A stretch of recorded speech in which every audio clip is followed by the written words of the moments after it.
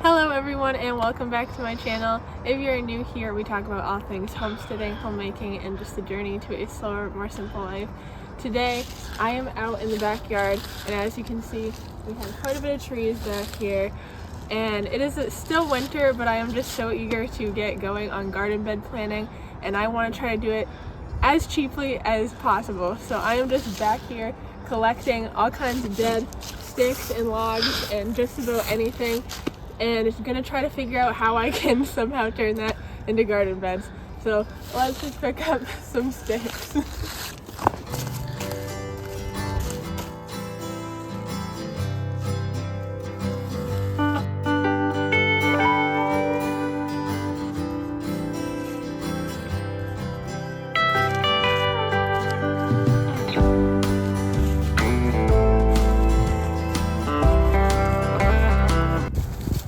Some of it's still kind of frozen to the ground because it's literally still winter, but here I am.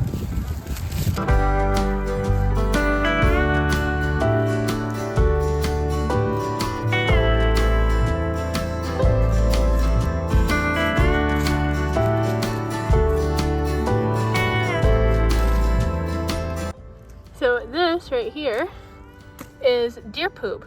So if you see this, you know there are deers nearby, and I do know that we have lots of deer. Even though I am in a suburb area, it is quite a rural area, and we have deer and turkey pass through almost on a daily basis. And ever since I put the fence up in the front yard and keep my dog up there instead of in the backyard, the deer just come right through here. So not surprised to see that at all. One good thing about kind of doing this in the winter opposed to when it gets warmer is ticks shouldn't be a problem, because deer are a number one carrier of deer ticks, obviously. And in an area like this where there's lots of leaves on the ground, lots of just trees and brush and stuff like that, it is the perfect habitat for ticks. So if I was in here during the summer, I'd probably get tons of ticks on my legs, and that's something we don't want to do because Lyme disease is very prevalent here in Maine. So it is kind of nice to start getting this done when it's still colder, because it shouldn't be a problem as far as I know. Hello guys, it is a brand new day. We got rained out on actually the other day when I was gathering sticks and branches and actual trees, pulling trees out of the forest. So now I'm going to take you with me. I'm going to show you how to make a couple things. I'm going to show you how to make some homemade mayo as well as some no-bake cookies. So making homemade mayo is actually really easy. You just have to be willing to eat raw egg, but if you know where your eggs come from, it really isn't that big of a deal.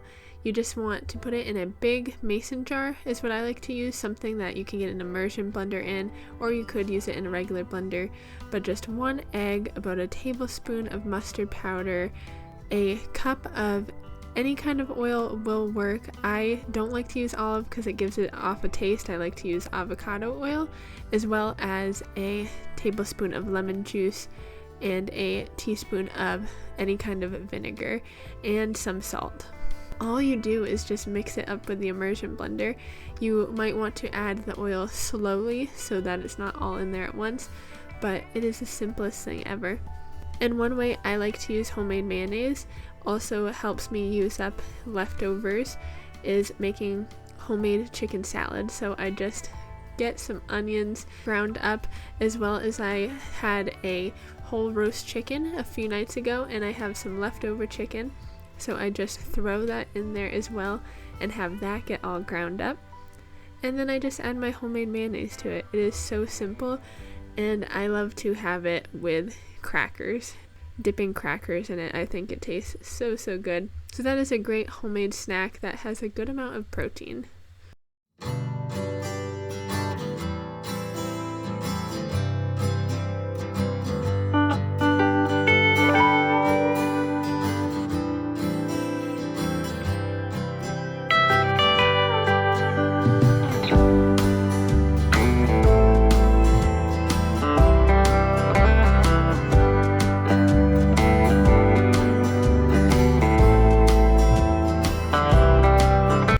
our no-bake cookie recipe, I found this recipe in an old recipe box, and I haven't made it before, so it is actually a first for me as well.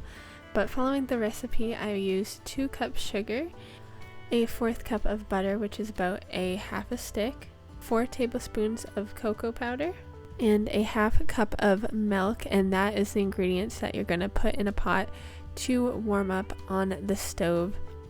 Now, to be honest, next time I make it, I personally would add less sugar just because it was very sugary. You might love it that way, but for me, it was a little bit too much. But other than that, no-bake cookie is kind of similar to making of a fudge, which you kind of need to set up properly, or else it doesn't harden the way you might want it to. So you want to get all of those ingredients to a boil and have that boil for about 1.5 minutes before you take it off heat. Once it is off the heat, then you might want to let it cool for a little bit, and then you're going to add 2 cups of oats. I just used Old Fashioned, a 1/2 cup of peanut butter, and I have my all natural peanut butter here. I'm sure that affects the texture. And then just a teaspoon of vanilla extract, and then you're going to want to mix all of that together, and then I put it on a baking sheet, even though I'm not going to bake it, to have it set up in that cookie shape. And then once it hardens, you should have a great no-bake cookie.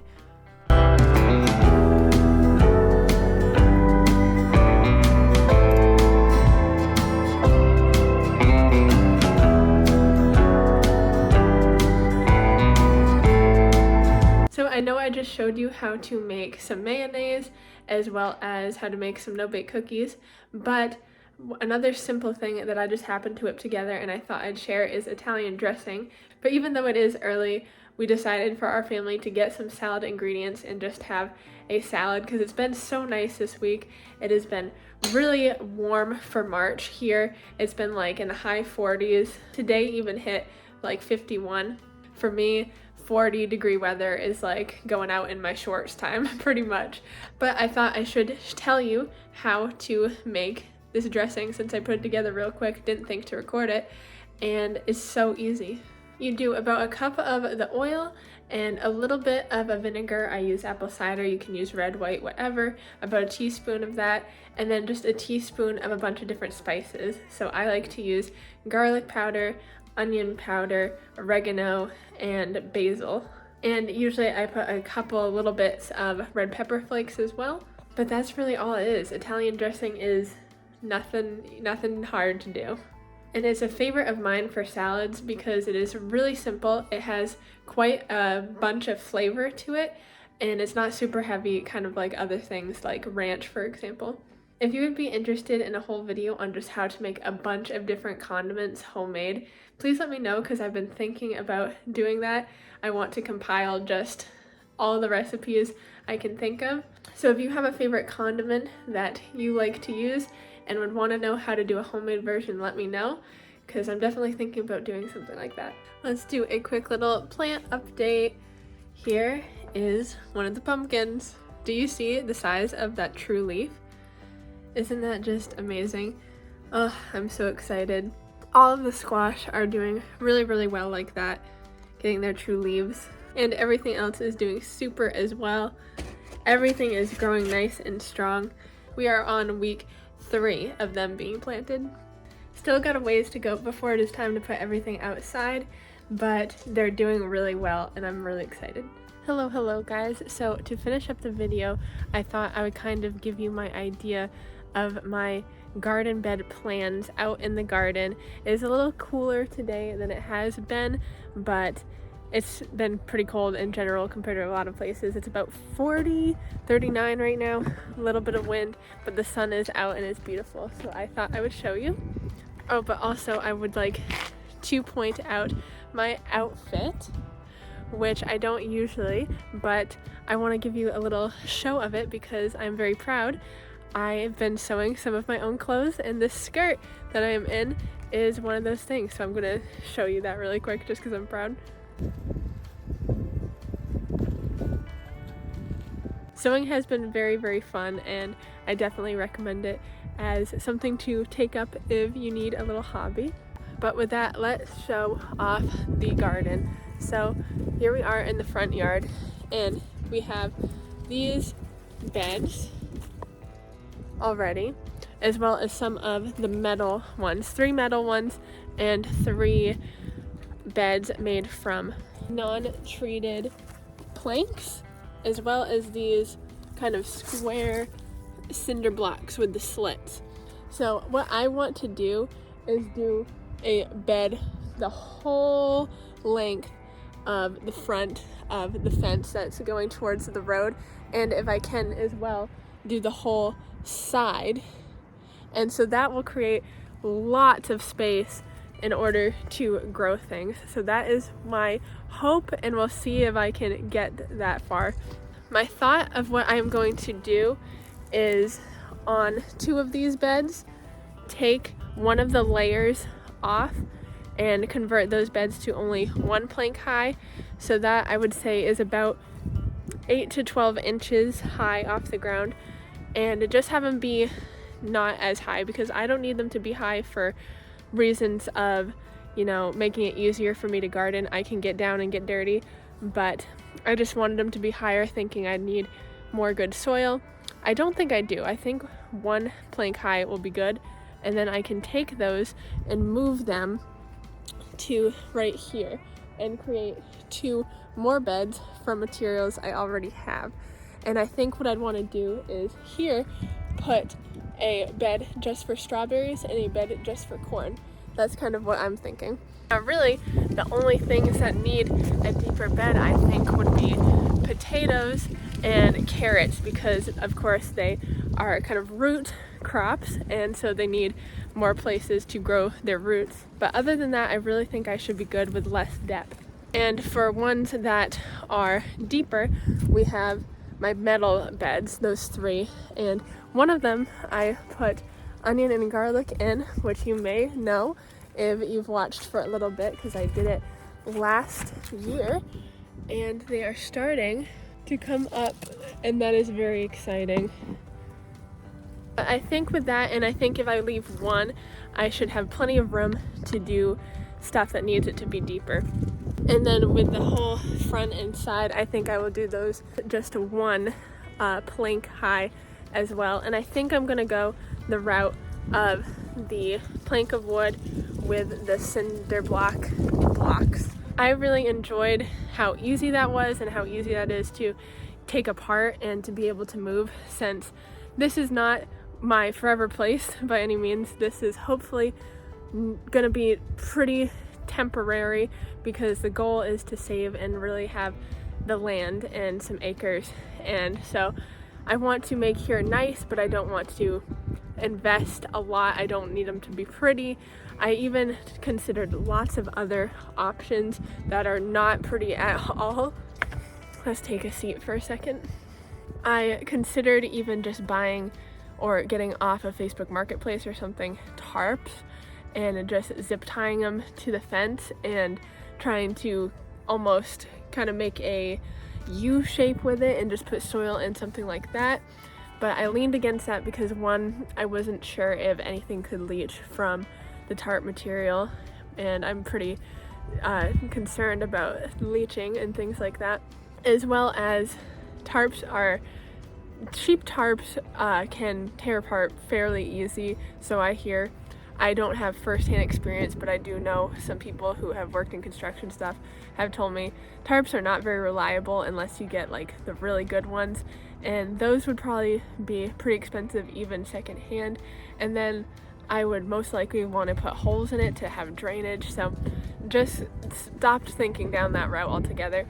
With the trees and logs I was collecting, and will still probably be collecting in the backyard, part of me thought maybe I could kind of do similar to the method of where you take live cuttings and weave it.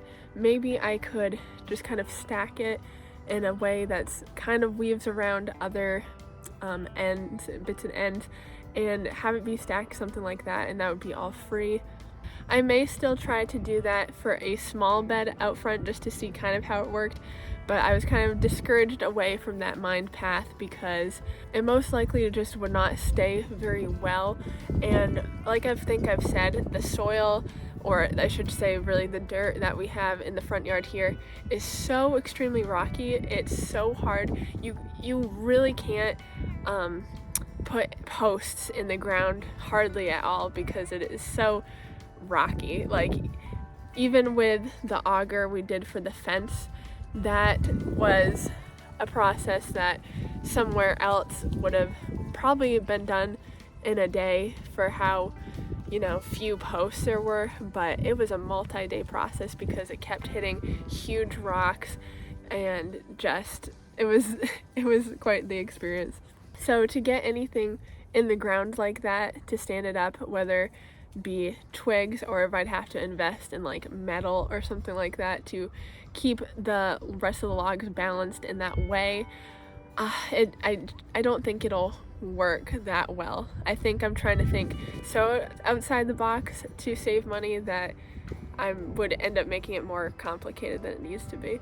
But that is not to say you shouldn't think really hard about all your different options, because if you want to garden, there is a way for you to do so, and you can do it with little money or a lot of money depending on what end you're on. So I think I'm going to continue the route of the planks and cinder blocks, and maybe I'll try some alternative things as well.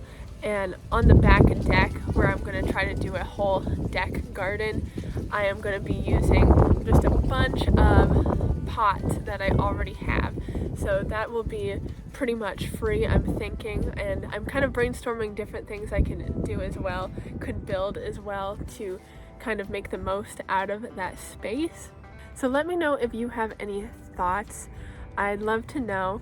I am definitely still in just the pondering stage of trying to make the most out of the budget and just trying to be as scrappy as I can while also being reasonable, if that makes sense.